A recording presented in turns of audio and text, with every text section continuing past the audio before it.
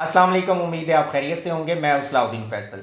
आज chief justice of Pakistan Umar Atab Bandial ने जो है वो नैब तरामीम को कलअदम करार दे दिया। अगर हम इस फैसले को जो है वो पढ़ें तो इस फैसले को पढ़ने के बाद जो है कुछ सवालात जो हैं वो जहन में पैदा होते हैं। सबसे बड़ा सवाल तो ये पैदा होता है कि क्या चीफ जस्टिस उमर अताब बंदयाल ने जाते जाते जो है वो इमरान खान के कंधे पर बंदूक रखकर इस्टेब्लिशमेंट को खुश तो नहीं किया। इसके अलावा जो है वो इस फैसले के बाद मियां नवाज शरीफ 21 अक्टूबर को पाकिस्तान आ पाएंगे। और जो तीसरा सबसे अहम सवाल है वो ये है कि इस फैसले के बाद जो है वो इलेक्शन मुकर्रर मुद्दत में हो पाएंगे या इलेक्शन हो सकेंगे। इन जवाबात को देखने से पहले आप मेरे चैनल को सब्सक्राइब करें और बेल आइकन का बटन जो है वो प्रेस करें ताकि आपका और हमारा राब्ता जो है वो बरकरार रहे। नाजरीन, आज chief justice of Pakistan Umar Atab Bandial ने जो है 2-1 की अक्सरियत से जो है वो नैब तरामीम को कलअदम करार दे दिया। 10 तरामीम को चैलेंज किया गया था जिसमें से 9 नैब तरामीम को कलअदम करार दिया गया।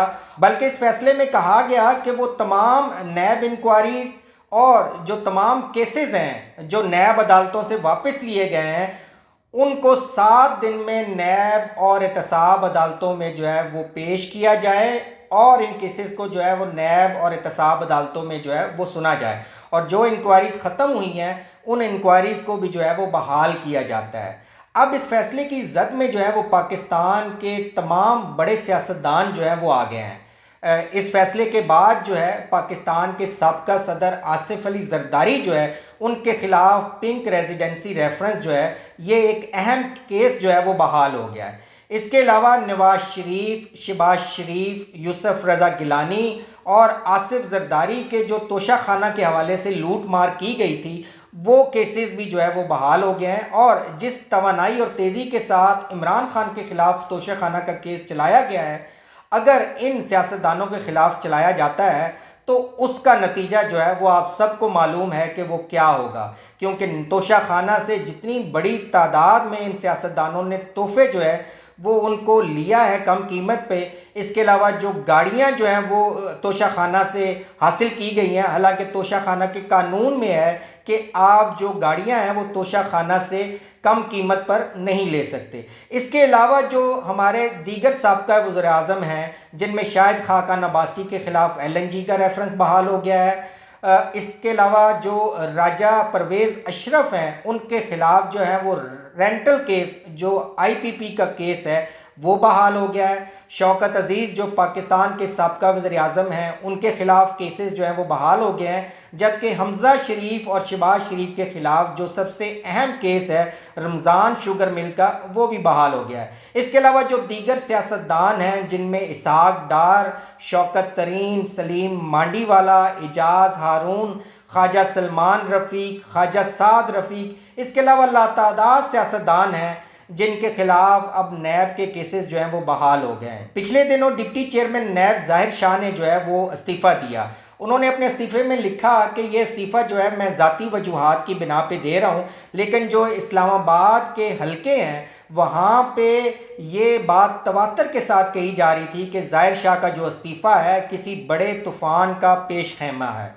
आज का जो फैसला आया है उस फैसले को अगर ज़ाहिर शाह के इस्तीफ़े के साथ देखें तो इससे लगता है कि चेयरमैन नैब जो हैं अब अपनी टीम बना रहे हैं और वो एहतसाब का जो डंडा है उसको बड़ी सख्ती के साथ चलाने के मूड में लग रहे हैं। क्योंकि इस वक्त पाकिस्तान के जो दीगर इदारे हैं वहाँ पे क्रैकडाउन जो है वो जारी है और इस क्रैकडाउन में जो है वो किसी को भी बख्शा नहीं जा रहा।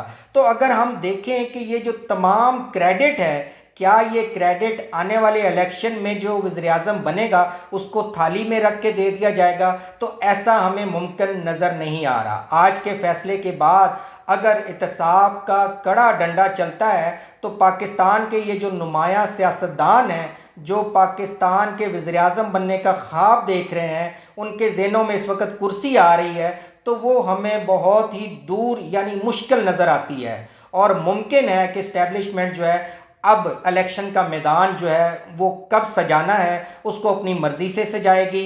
उनमें किन खिलाड़ियों ने हिस्सा लेना है इसका इंतखाब भी इस्टेब्लिशमेंट जो है वो करेगी।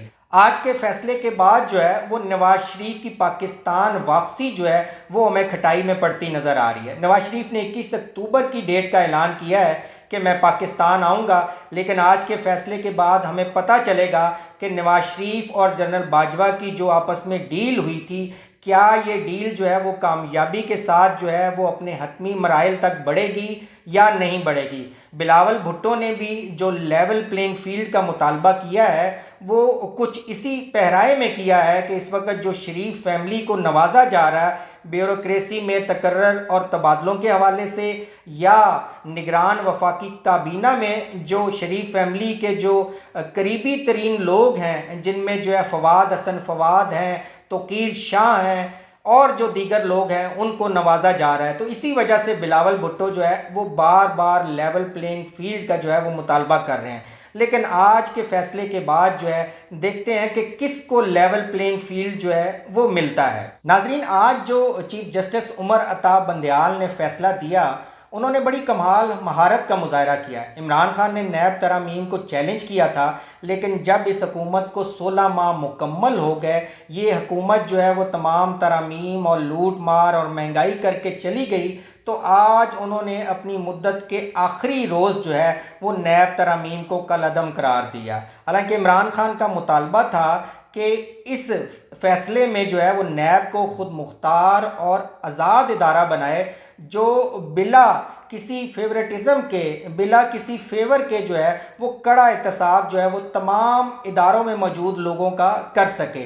लेकिन आज के हमें इस फैसले में जो है वो ऐसा कुछ नज़र नहीं आता, बल्कि चीफ जस्टिस उमर अता बंदयाल ने जो है वो मज़ीद जो केसेस हैं जिन पर चाहिए था कि वो फ़ैसला करते, और मुश्किल तरीन अदलिया के केसेस थे, जैसे कि मिलिट्री कोर्ट्स के हवाले से फ़ैसला है, इसके अलावा जो है वो दीगर ऐसे केसेस हैं जिसमें प्रैक्टिस एंड प्रोसीजर बिल का फ़ैसला है।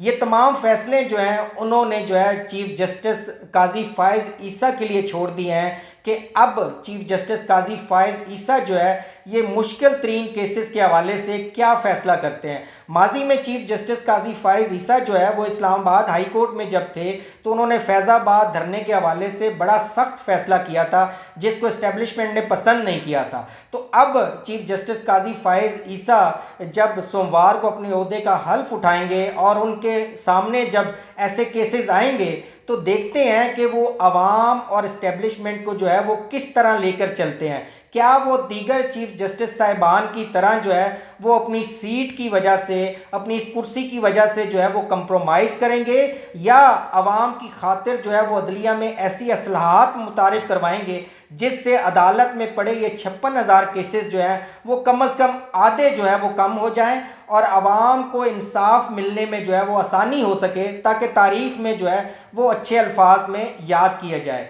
चीफ जस्टिस उमर अता बंदयाल ने अपनी पूरी मुद्दत सदारत में जो है वो 100 मोटो जो है वो लिया था, और वो 100 मोटो भी जो है वो कासिम सूरी की जो रूलिंग है उसके ख़िलाफ़ लिया था। रात को अदालतें लगी थी और उनकी समाअत के दौरान ऐसा लग रहा था कि वो इलेक्शन का ऐलान करेंगे, लेकिन इस्टेब्लिशमेंट के कहने के बाद जो है उन्होंने पार्लियामेंट को जो है वो बहाल किया था। इसके अलावा उन्होंने पूरे टेन्योर में जो है वो कोई 100 मोटो जो है वो नहीं लिया।